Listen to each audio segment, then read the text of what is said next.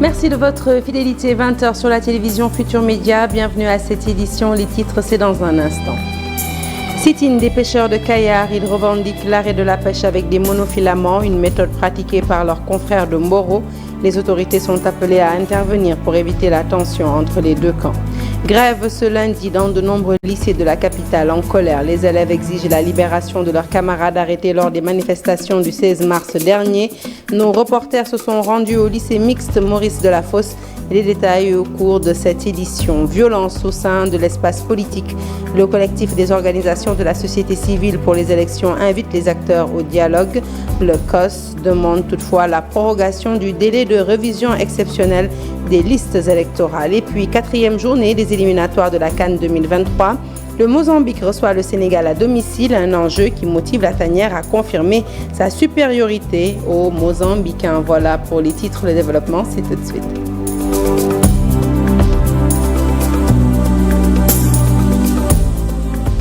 Bonsoir à toutes et à tous. Un journal que nous ouvrons tout de suite avec ce conflit qui oppose les pêcheurs de Kayar à ceux de Mboro. En cause, la pratique de la pêche avec des monofilaments. Les Kayarois accusent les pêcheurs de Mboro d'user de moyens de pêche non homologués. Résultat, les deux camps en sont venus aux mains. Une situation qui a valu un sit-in au cours duquel les pêcheurs de Kayar ont interpellé les autorités sur la situation. Cheikh Anta Diop et Seylatir nous font le point. Ces pêcheurs de Kayar s'étaient donné rendez-vous à la plage où s'est tenu leur sit-in pour apporter des éclairages sur le conflit opposant les pêcheurs de Kayar à ceux de Mboro. Cet arrêté, il y avait le code de la pêche qui interdisait le monofilament. Et à Kayar, nous avons la culture d'abord de ne pas faire cette pratique, mais aussi on l'interdit ici à Kayar. Et ces pêcheurs qui nous viennent de Mboro viennent jusqu'à Kayar pour violer cette loi et nous sommes opposés à cette violation. Et ça a donné des conflits que nous avions pu, en tout cas, arraisonner leurs pirogues et les amener ici à terre. La Commission nationale de gestion des conflits était venue ici pour faire des pas pour la paix. Et récemment, on a entendu nos frères de Saint-Louis qui ont fait une sorte de presse disant que les pêcheurs de Kayar ont brûlé des pirogues, ce qui n'est pas vrai. Les pêcheurs de Kayar campent sur leur position. Ils fustigent le comportement des pêcheurs de Mboro. Pour eux, il n'est pas question qu'on viole la loi. Il est interdit de pêcher dans les côtes de Kayar avec des monofilaments. Continue jusqu'à présent à faire la pêche au monofilament dans les eaux kayarois. Ce qui avait poussé les jeunes de Kayar à raisonner ces pirogues. Ils continuent à menacer aussi les pêcheurs kayarois qui font la pêche du jour. Devant une telle situation, note le coordonnateur du CLPA, l'État doit réagir pour apporter une solution définitive à ce conflit. Sur la garantie que le gouverneur va nous réunir, en tout cas pour régler ce problème. Autant de raisons qui ont poussé ces pêcheurs de Kayar à saisir les autorités compétentes et la cause est bien entendue. Je vous l'annonçais en titre, grève ce lundi dans plusieurs lycées de la capitale. Les élèves exigent la libération de leurs camarades arrêtés lors des manifestations du 16 mars dernier. Ils fustigent également le mutisme des autorités. L'inspection d'académie de Dakar a promis d'entamer des démarches très prochainement pour trouver une solution. Ces élèves se sont rassemblés au lycée mixte Maurice Delafosse. C'était en présence de nos reporters Cheikh Diop et Diafar Abba, reportage. Ce sont des élèves venus de différentes écoles de Dakar. Très remontés contre les autorités, ils demandent la libération immédiate et sans condition de l'un des leurs en détention depuis quelques jours. El Bachirnia qui a été arrêté le 16 mars lors des manifestations. D'abord, nous avons vu notre administration, ensuite nous avons vu l'IA et après nous sommes allés au tribunal. On a parlé, on a essayé de faire passer le message, de faire des demandes pour que l'élève soit libéré. Mais jusqu'à présent, il n'est pas libéré. C'est un candidat au baccalauréat qui doit réviser, qui doit apprendre. Et ça fait maintenant 11 jours qu'il est en prison. Et la place d'un élève ne se trouve pas en prison, mais plutôt à l'école. Une revendication qui n'est pas tombée dans l'oreille d'un sourd après une concertation avec l'inspecteur d'académie de Dakar.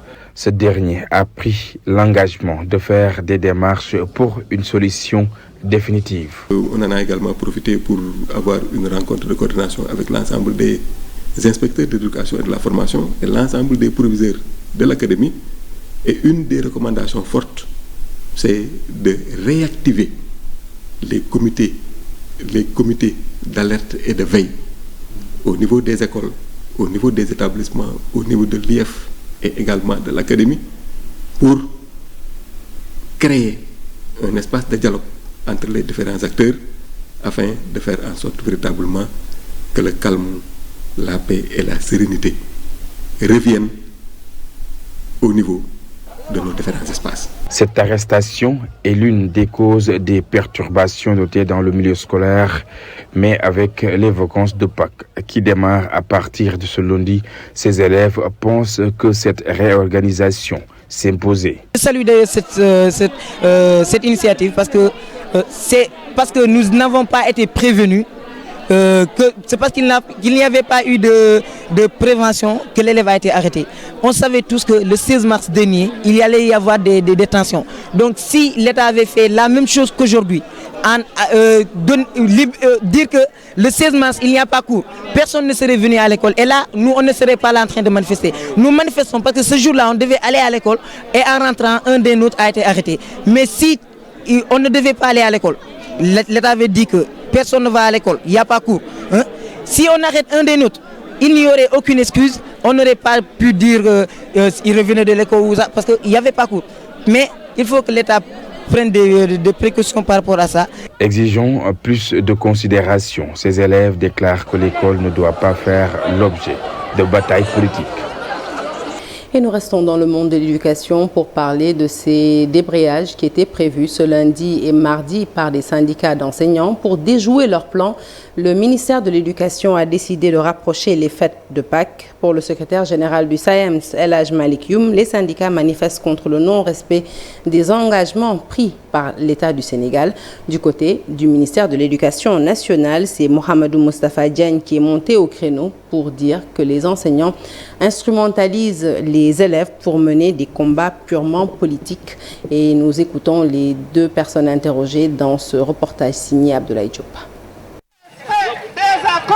Alors que les syndicalistes ont annoncé leur débrayage de la semaine, le ministère de l'Éducation nationale a rapproché les dates des vacances de Pâques, ce qui n'est pas au goût des syndicalistes. Sur ce premier point déjà portant sur les accords, nous avons déploré le dilatoire que nous avons noté de la part du gouvernement depuis la signature du protocole en ce qui concerne déjà la matérialisation des accords portant sur la dématérialisation, la révision de la situation des décisionnaires, ainsi que les questions de formation à la FASTEF et le reversement des MEPS dans le code des PCM en EPS. Nous avons également déploré les descentes récurrentes que nous avons notées des forces de l'ordre au niveau de l'espace scolaire, ce qui pour nous... Pour le directeur de l'information et de la communication, Moustapha Diagne, les syndicalistes profitent des élèves pour mener leur combat politique. Les écoles sont délogées par des groupes organisés, ce qui a créé des perturbations. Si vous ajoutez les mots d'ordre de grève des syndicats d'enseignants et surtout le contexte politico-judiciaire très chargé, je pense que notre responsabilité est d'abord de penser à la sécurité des enfants. Puisque des manifestations sont en prélude prévues par l'opposition, il ne faudrait pas que nos enfants se retrouvent dans ces manifestations-là. Et donc pour leur sécurité, pour la préservation véritablement de leur santé physique, le ministère a décidé évidemment de surseoir, d'anticiper les fêtes du deuxième trimestre. Il leur rappelle les fondamentaux de leur métier qui doit leur pousser, selon lui, à revoir leur copie. Il faudrait que les syndicats d'enseignants fassent vraiment la distinction entre les revendications politiques et les revendications syndicales. Ceux qui ont été pris, les enseignants qui ont été pris, ne l'ont pas été dans le cadre de l'exercice de leur fonction. Donc c'est pour des raisons politiques. Je rappelle aussi à ces syndicats qu'ils ont été autorisés, légalisés sur la base de récépissés apolitiques.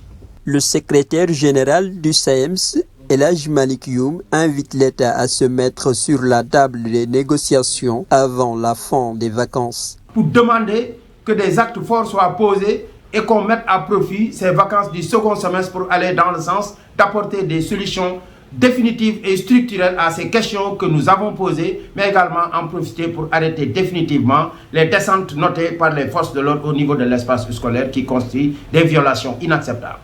Les élèves ont sorti leurs camarades des classes pour protester contre l'arrestation de l'un de leurs camarades lors des manifestations. À la une de l'actualité politique, des nouvelles d'El Hadj Malick Ndiaye du parti PASTEF qui vient de bénéficier d'une liberté conditionnelle sous bracelet électronique après avoir été inculpé par le doyen des juges pour diffusion de fausses nouvelles de nature à jeter le discrédit sur les institutions. Je vous propose d'écouter tout de suite son avocat, Maître Moussa Sarr. Ses propos sont recueillis par Pape Faraning. Malick a été en fin de matinée inculpé par le doyen des juges pour diffusion de fausses nouvelles de nature à jeter le discrédit sur les institutions, manœuvres et actes de nature à porter atteinte à la sécurité publique, à troubler, à entraîner gravement des troubles politiques ou à enfreindre les lois. Il a été placé en liberté provisoire sous bracelet électronique. Non, je m'en tiens à ça. C'est la décision qui a été prise par le doyen des juges d'instruction. Voilà. Il sera un moral inoxydable. Et puis libéré ce samedi soir, le docteur Babacar Niang, patron de la clinique Souma Assistance, a été convoqué ce lundi à la sûreté urbaine. Il a été déféré finalement devant le procureur pour non-assistance à personne en danger et homicide involontaire.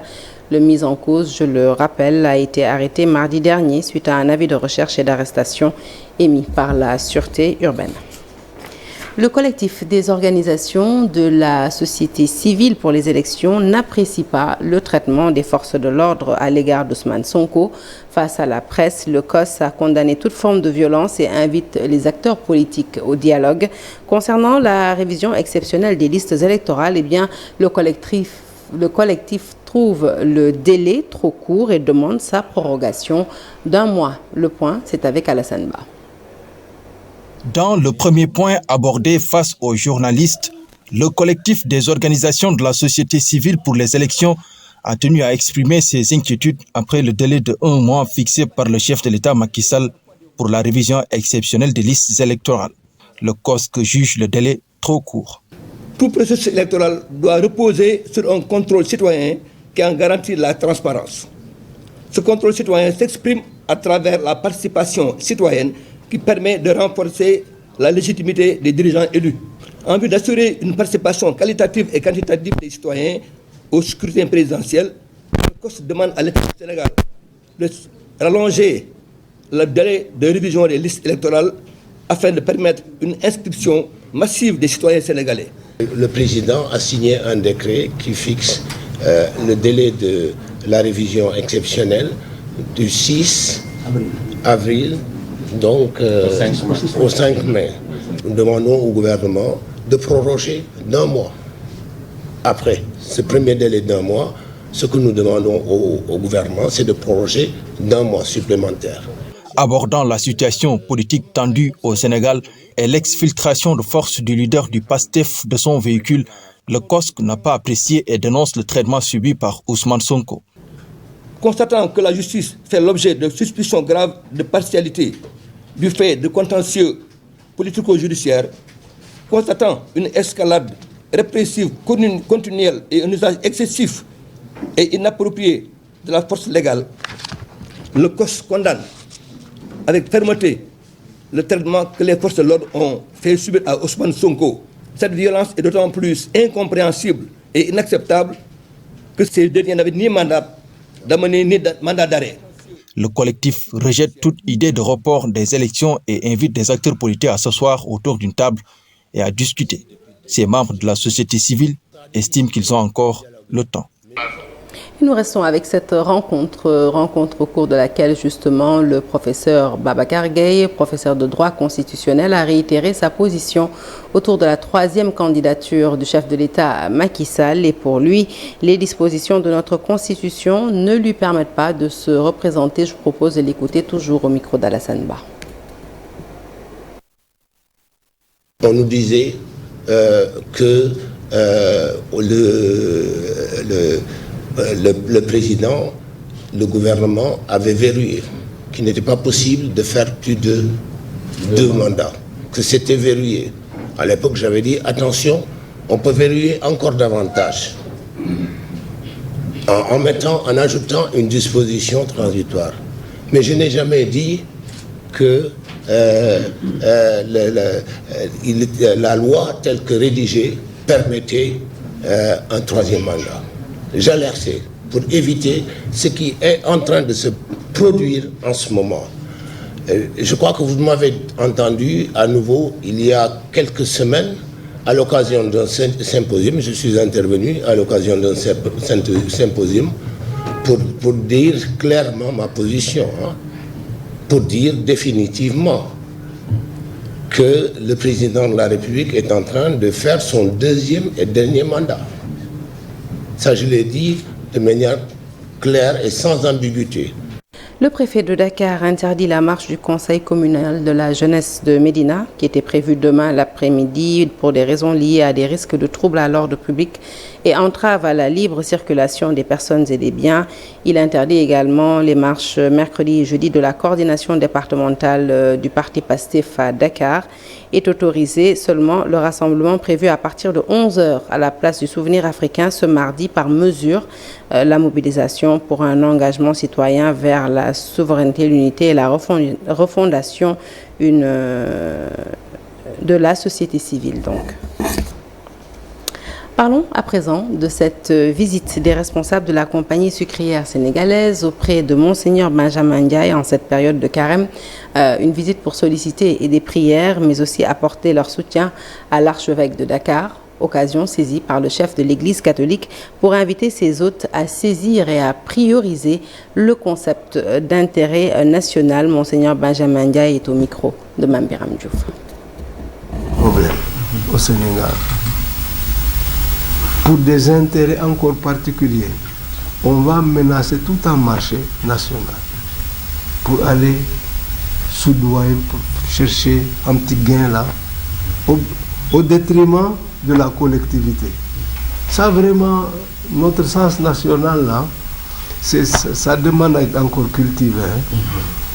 Malheureusement, je ne crois pas que les politiciens nous donnent un bon exemple en la matière.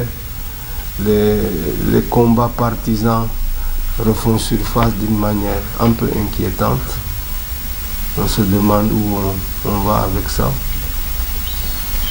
Je reçois beaucoup d'acteurs actuellement de la société, des acteurs politiques surtout. On a dit à l'époque qu'il ne faut pas que le pétrole soit une malédiction, mais plutôt une bénédiction.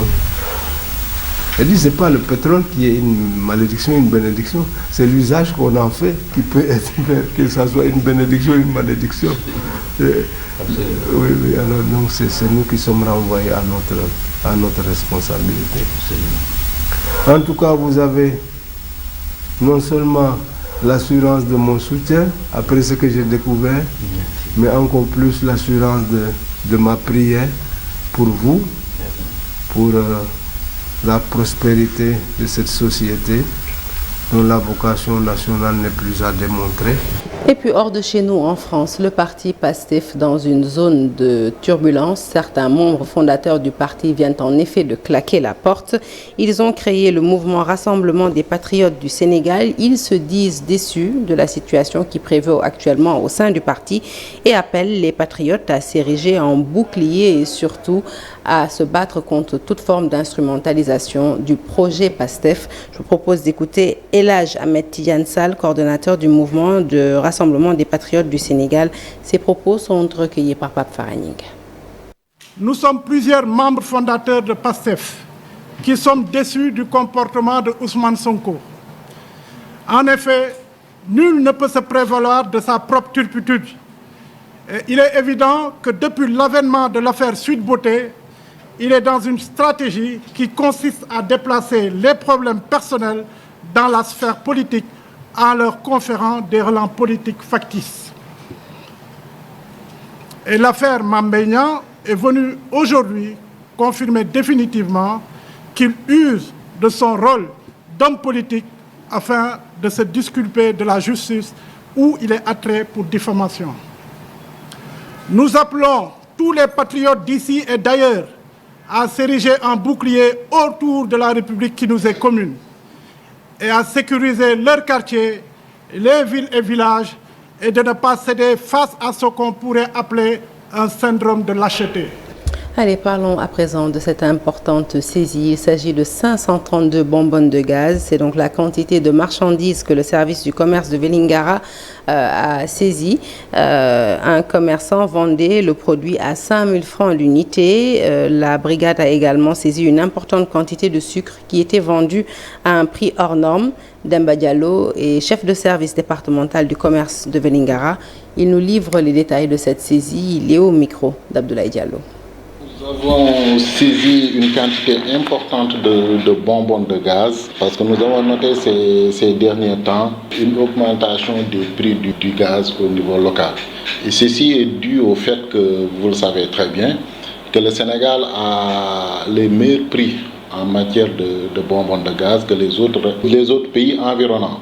Ce qui incite les populations à venir vouloir s'approvisionner au niveau du marché sénégalais. Et du coup, il crée un enchérissement du prix du gaz. Nous avons noté ces derniers temps que la bonbonne de gaz était vendue à 5 000 francs au lieu de 3 500 francs qui est le prix fixé. Et du coup, nous nous sommes déployés sur le terrain en saisi 532 bonbons de gaz pendant ces 3 jours. Après le gaz aussi, il y a eu une tension au niveau du sucre, une hausse que nous avons notée. Nous avons vu que les prix allaient jusqu'à 700-800 francs le kilogramme, alors que le prix fixé était de 600 francs. Voilà. Là aussi, nous avons effectué des contrôles, ce qui nous a permis de mettre la main sur 2 tonnes 300 de sucre en poudre. Pour les produits impropres à la consommation, là aussi, le lot est important. On a saisi une quantité importante de tabac provenant de la Gambie et de la Guinée. C'est du tabac qui n'est pas conforme. À Fatick et Kaolack, repos biologique oblige. Eh bien, la pêche de la crevette est désormais interdite entre le mois d'août et le mois de juillet. Une étude commanditée par la FAO révèle en effet que cette période est propice à la reproduction des crevettes. Le repos biologique va donc améliorer la qualité de ce fruit de mer, mais en même temps, par ricochet, le chiffre d'affaires des acteurs.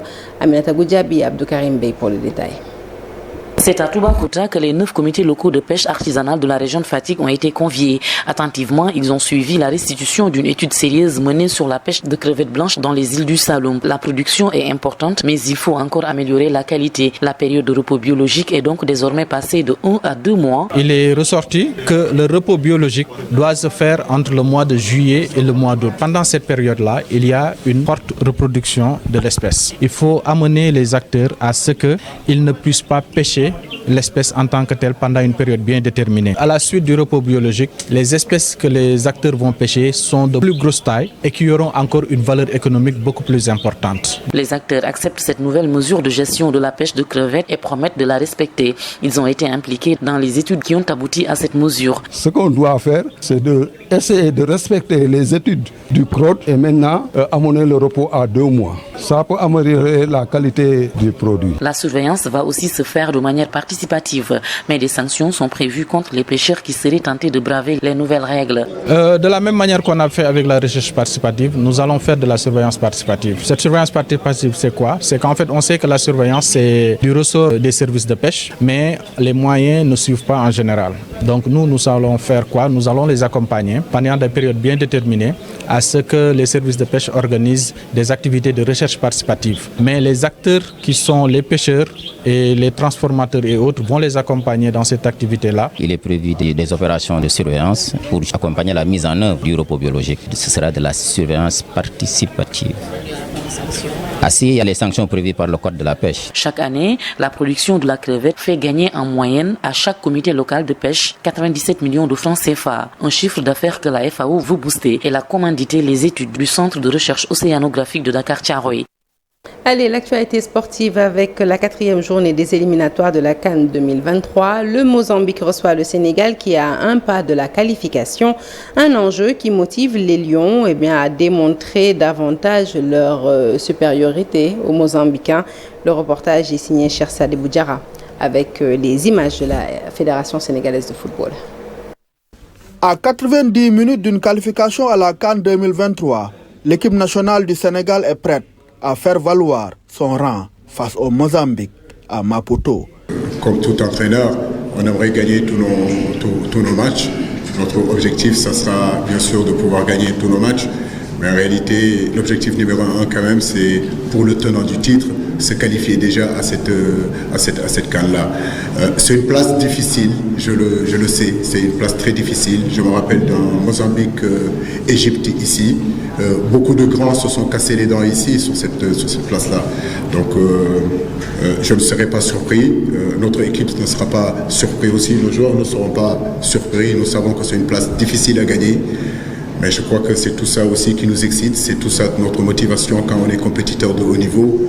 C'est d'aller gagner dans des endroits ou faire un bon résultat dans des endroits où beaucoup d'équipes africaines, beaucoup de grosses équipes africaines se sont cassées les dents ici à Maputo.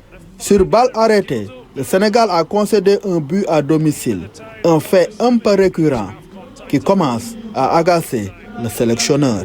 Il nous faudra être encore beaucoup plus concentré sur certaines situations de jeu, surtout sur les phases arrêtées. Bon, comme je l'ai dit, c'est un axe de travail. Ça demande un peu plus de concentration, un peu plus de communication, un peu plus de vigilance. C'est vrai que c'est le but qu'on peut éviter. Voilà, et nous devons travailler aussi dans ce sens-là. Maintenant, est-ce que c'est un problème individuel? Est-ce que c'est un problème de système? Moi, je pense que surtout, c'est tout ce système défensif-là qu'il faut regarder, qu'il faut améliorer encore. Parce que défendre, ce n'est pas seulement que les 4 qui sont derrière. Défendre, c'est les 3 qui sont devant. Défendre, c'est les hommes du milieu de terrain. En réalité, on parle de système défensif. Donc oui, nous devons nous améliorer et progresser et éviter de prendre des buts qu'on peut éviter. Comptant pour la 4e journée des éliminatoires de la CAN 2023, le match Mozambique-Sénégal, c'est ce mardi à partir de 16h au stade de Maputo. Et une victoire va qualifier les Lions à la compétition prévue en Côte d'Ivoire. Allez, foot toujours, mais cette fois-ci avec la manche retour du 3e et dernier tour des éliminatoires de la CAN U23. Le Sénégal défie le Mali ce mardi à partir de 18h. Ce sera à Bamako avec une avance de 2 buts. Les Lions sont prêts à décrocher leur qualification en dépit d'une forte rivalité en perspective et de la chaleur surtout qui sévit à Bamako. Reportage signé Mamberam Diouf avec toujours les images de la Fédération sénégalaise de football. Gaindé Sénégal U23. Les Lions U23 parés pour faire face aux Aigles U23 du Mali ce mardi. On prépare le match impatiemment. Voilà. On sait que le Mali c'est une bonne équipe, mais voilà, on a entendu le coach ce qu'il a dit pour préparer le match. On va tout faire pour le gagner et on est déterminé. Un match difficile en perspective à Bamako, adversité et chaleur qui n'effraient pour autant les Lions U23. On va aller chercher la qualification. Juste, on va pas baisser les bras ou dire qu'on a déjà fait la qualif le match aller. On sait que ça va être un match très très compliqué, très dur. Et l'état d'esprit est là, on travaille et le groupe vit bien le match et on le prépare d'être prêt dès le début jusqu'à la fin. Et on a bien visionné après le match, tout ça, on a vu nos erreurs et ce qu'il allait faire et ce qui est bien à faire. On savait que ça va être chaud ici. Et pratiquement tout le monde a déjà vécu le premier pas en Afrique. Malgré que ce n'est pas le même climat entre Dakar et Bamako. Mais du coup, ce n'est pas une excuse au fait. On va être prêts, nous. Et même malgré les situations, tout ça, on va être prêts. C'est un match de combat, c'est un match de guerre. Vainqueur à l'aller sur le score de 3-1, le Sénégal U23 est à 90 minutes d'une qualification de la CAN U23, une compétition qualificative au JO 2024. Et nous croisons les doigts aussi bien pour l'équipe A que pour nos Lionceaux. Fin de ce journal. Merci de l'avoir suivi. L'actualité se poursuit sur toutes nos plateformes digitales. Restez avec nous pour suivre l'émission phare du Ramadan Quartier Général dans à peu près 2 heures avec Pape Cheikh Diallo et tout son staff. Merci de nous avoir suivis. Excellente suite des programmes sur la télévision Futur Média. Excellente soirée.